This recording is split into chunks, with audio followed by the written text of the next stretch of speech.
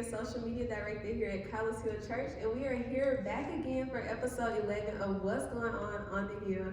And today I have a very special guest. You all have been seeing a lot of him, the son of the house, Minister Marquavius Hughes. So we just came up on your first year anniversary in ministry. So just like, how are you feeling about that? It's a huge milestone. How are you feeling? I feel great. The Lord has truly blessed me the first year of my ministry. I was more busier than I expected, but God blessed me, gave me a lot of opportunities, a lot of learning spirit. So we really knew first year that we were doing exactly what God has called us to do. Right, and I definitely agree with that. So, starting from the beginning, how did this come about? Like, how did you know that God had called you into ministry? Like, how did you hear the call? What was that experience for you? Well, I had been struggling. God has really called me a couple of years back, but I didn't answer that call. And I did not answer that call. God took me through some challenges in life, and God gave me one more chance. I totally do not like bad preaching.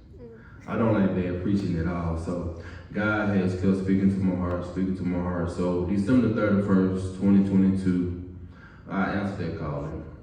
I sat down, talked to some people. They was in agreement. Especially some people asked me, we were wondering what was taking you so long. Then I took the whole first month of 2023 and actually prayed and seek God some more to make sure that what He had called me to do. And that what He had called me to do. Okay, yeah, I love that. And I thought of something, we all have faith statements that we live by. Something that we can say that makes us just feel better about whatever that we are doing. So what would you say your faith statement is that you live by each and every single day? Well, my faith statement that I live by each and every day is actually a scripture, which is 2 Chronicles 7:14. If my people, which are called by my name, will humble themselves and seek thy face and turn from wicked ways. So I had to actually humble myself and actually to listen to what God has tried to tell me. Okay, yeah, I definitely love that statement as well. Okay, so I know it isn't easy, getting in front of the congregation, preaching God's word. So what are some of the things that you had to overcome, or like what were some of the challenges, when you first started, when you did your first sermon, up until now, what were some of those challenges and how did you overcome them? Well, some of those challenges, no, it's not easy to stand in front of a crowd because I'm not a person that like to be out front all the time. I like to do everything I'm doing, I like to do behind the scenes. But this has taught me that don't worry about how people may look at you or look at people's reaction. Just as long as you're doing what God is calling you to do, just do what and give, speak what God has given you, you will be okay. I must say this past Sunday was really I felt pretty good after this message because I just totally just let go and let God use me. Right, and we could definitely tell, we could tell that, everything that you're preaching, you were able to witness that within yourself as well. Like God definitely laid up on your heart. And a lot of us can, attest to the fact that all of the sermons that you have been preaching, we all can, live by those things throughout, our every single day lives. So what would you say has been the funnest thing in ministry? Like, what do you enjoy the most? What I enjoy the most about this ministry is sharing my personal testimonies through a sermon. What God is dealing with me with, I was able to put that into a sermon and share it with other people.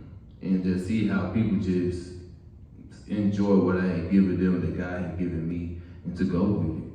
And just hear back people feedback from it. Right. And we all know that we don't see you anywhere without your wife, Miss Jasmine Hughes, who is my summer school teacher, praise dance instructor, all of that. So how has she, impacted your life, like from the start of ministry up until now? How has she influenced, this whole career path and all of that? Let's see. Miss Jasmine has been a great influence, great encourager. She has been very supportive. Most I can say is she had held me accountable. She makes sure that I'm not just wasting my time sitting around doing nothing. She making sure I'm reading something, or she always, something crossed her mind, she always try to challenge me with a question about from the Bible, or she's very supportive. One thing I can say, once after I speak, I can count on her to be very honest with me about how it went, how she felt, what I need to do more. So no matter how it might hurt my feelings or how it may sound, I can be honest and say she will tell me the real truth, even if it hurts or not. And that's what I really like about her. She really don't let me go nowhere by myself. So that's another thing that I like. She always support me. No matter if she has something going, she counsel what she has to do to make sure she does support me. Yes, I love that. And, talking about Miss Jasmine, and you have other people who have, had a positive impact on this journey with you as well. So who are some of the people that you would say have, helped you along this journey, whether there may be people that you know personally or people that, you may watch on certain things? I got a couple of people, Bishop Blake Hill, Elder Kevin Ware, Deacon Arthur Kendrick Sr. Have helped me along. And a lot of young people here at the church, like yourself, Leah, Nyla, kind of a lot of the young people at this church that also helped me along, encouraged me along this way. Okay, and that brings me to the next question. Where do you see yourself in ministry in 5 years? Don't give them, like a big sneak peek on, where, how it's gonna go. But just tell them how you see yourself in ministry in 5 years, whether it's mentally, spiritually. Wow, okay. In the next 5 years, I just see myself still doing what God is calling me to be, still helping people. But I want my church to be filled with people that non-judgeable. We all have sinned and fall short. We all still sin daily. No matter what a person going through, in the next 5 years, I want them to say, I can still go to his church. They're not going to judge me. They're not going, no matter what I did, they're going to still lead me and guide me, put their arms around me and let me know that God still cares. In the next 5 years, I want my church to be a loving church. Yes, I definitely agree with that. And, the youth, they are a very vital part of the church nowadays. Like, the youth is really the face of the church. These are the people who are going to be running the church in the next few years and, much more. So how are you going to use your ministry to impact the youth? I'm going to use my ministry to impact the youth by trying to meet them where they are. Try to encourage them no matter what. They're going to face challenges. They're going to go through things in life. But that's okay. It's just a learning experience. Also, I'm going to impact the youth, let them know they can have fun in church. There's some things that you can do to have fun in church to be on God's side. I want to be the person where I can sit, listen to them with their ideas and thoughts and give them opportunity to share and to experience those ideas and thoughts. Okay, so what is your vision? Whether that is for the church, reaching the community, because we know that the community is really, the most important. The church is not the building, it's really outside of the church, making sure that you reach other people who are not in the church. So what is your vision within that? Well, my vision in that is to, no matter where I may be or no matter where a person is in life, to be able to help them wherever they might be and to help them be better. Whatever resources I might have for if they need help with finances, they need help with their spiritual growth, if they need help like shelter-wise, transportation-wise, I want to be able to be in a spot to where either I can help them personally or have the resource to help them. I want to be a light to the community.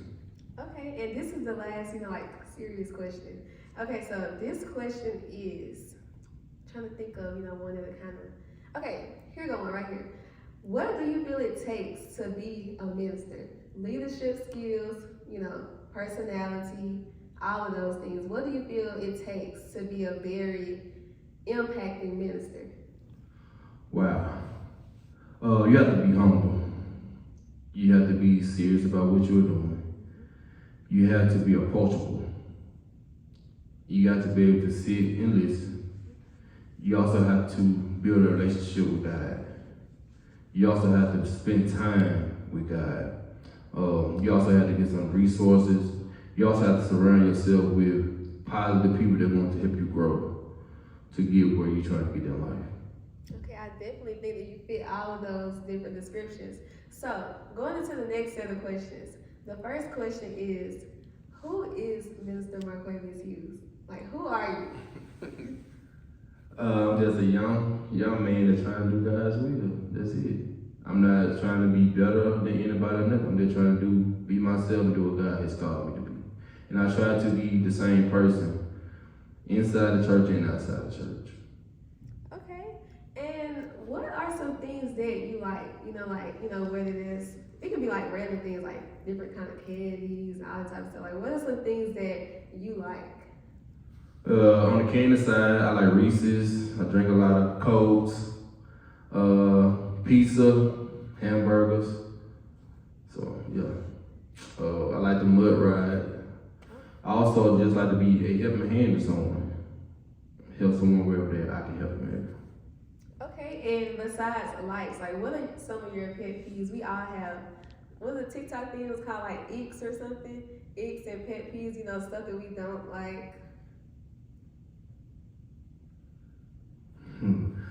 I don't like a person that feel like they know everything.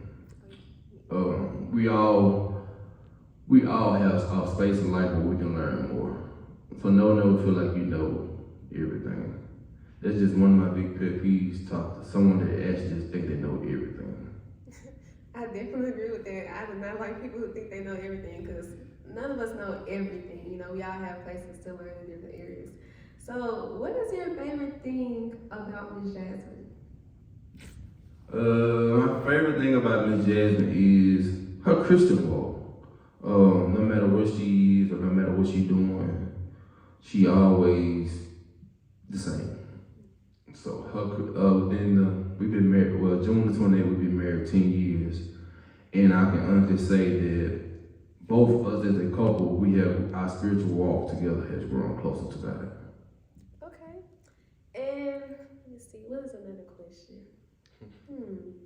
Trying to think about, some little fun questions out there. Let's see. We talked about the youth. This isn't like a fun question or whatever, but so we talk about the youth. What do you think? You see how the youth think. Sometimes the youth think, differently than adults. So what do you think we need to do as a church in order to be able to reach them or, make them feel like they don't have to, come thinking they have to do this, do that. They're not judged, you know what I'm saying? So what do you feel like we need to do as a church to be able to reach the youth that are in-house as well as reach those who we are trying to bring in?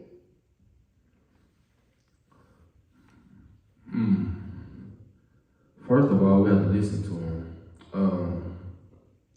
Sometimes they basically saying the same thing that we are saying in-house. They just saying it in a different, in they turn today.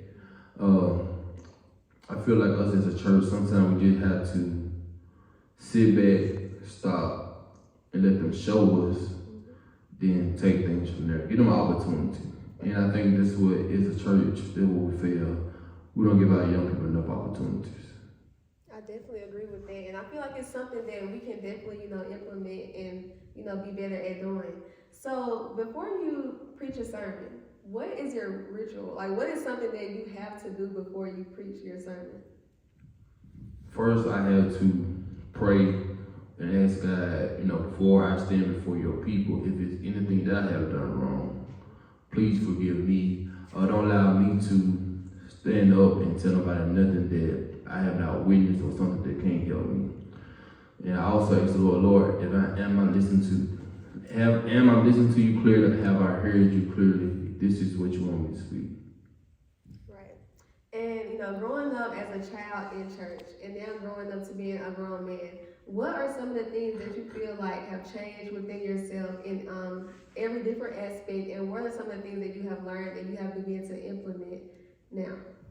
My maturity has changed. My Christian walk has changed. My relationship now is closer to God than it was in my younger days.